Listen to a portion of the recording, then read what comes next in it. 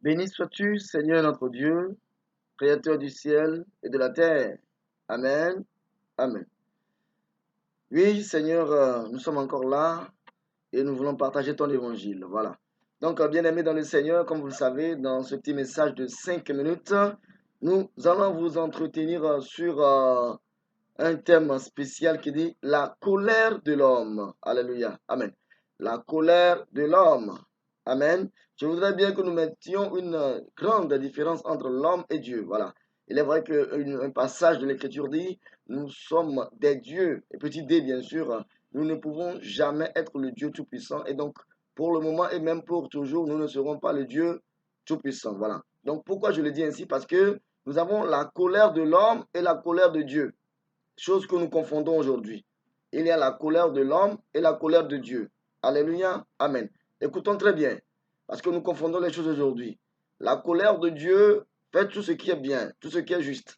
Et cette colère, quand elle s'applique par Dieu lui-même, c'est juste et c'est correct. Quant à la colère de l'homme, elle ne fait pas la justice de Dieu. Voilà la différence. Voilà. C'est pourquoi nous devons, en tant qu'hommes, faire attention à la colère que nous manifestons pour la plupart des temps. L'homme est attaché à une certaine nature qui rend ce dernier coléreux, voilà, colérique aussi, voilà. Donc, parce que nous sommes nés dans le péché, il arrive parfois qu'on se met en colère. Mais nous devons maîtriser notre colère pour ne pas aller loin avec cela. Sinon, nous n'accomplirons jamais la justice de Dieu, mais nous allons croire que nous accomplissons la justice de Dieu. Dans tous les compartiments de la vie, dans tous les domaines de la vie, la colère fait parfois éruption. Mais sachons maîtriser la colère de l'homme. Nous sommes des hommes. La colère de l'homme, voici le thème. Voilà. Donc, si nous n'arrivons pas à maîtriser notre colère dans la famille, même dans l'œuvre ministérielle, chez les pasteurs et autres, jusqu'à aller sur les hôtels, les podiums pour prêcher avec colère, sachons très bien que nous n'accomplissons pas la volonté de Dieu ni la justice de Dieu. Dans l'école, en tant qu'enseignant des élèves, si on n'arrive pas à maîtriser la colère, on fera autre chose, pensant qu'on agit droitement, mais c'est plutôt gauchement.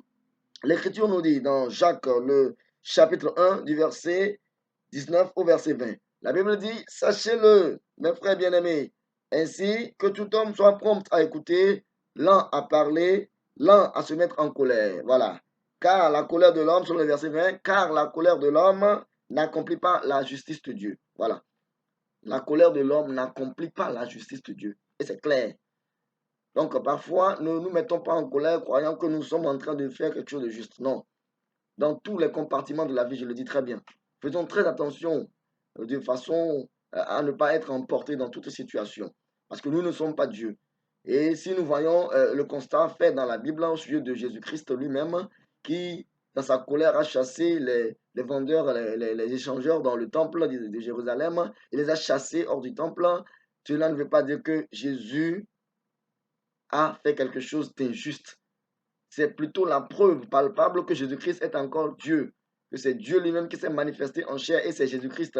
Et donc la colère de Jésus, c'est la colère de Dieu et c'est une colère qui ne peut qu'opérer ce qui est juste. Voilà. Par contre, nous, notre colère ne peut pas opérer la justice. Donc faisons très attention. Je le répète, dans tous les domaines de la vie, quand nous prêchons avec colère, nous pensons pouvoir changer quelque chose.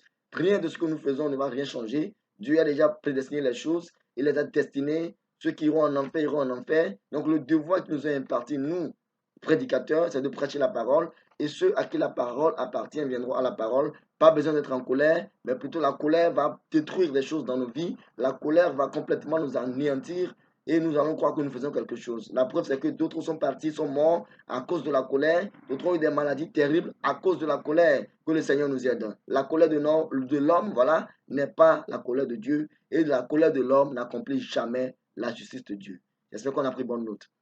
Merci Père pour ce message. Je prie que ce message impacte positivement un auditeur ou une auditrice au nom puissant de Jésus-Christ. Amen. Amen. Soyez bénis. Contactez-moi sur le 90 28 17 54. Le code du Togo, c'est le 00228. Soyez bénis. Disons que nous sommes ensemble. Amen. Amen.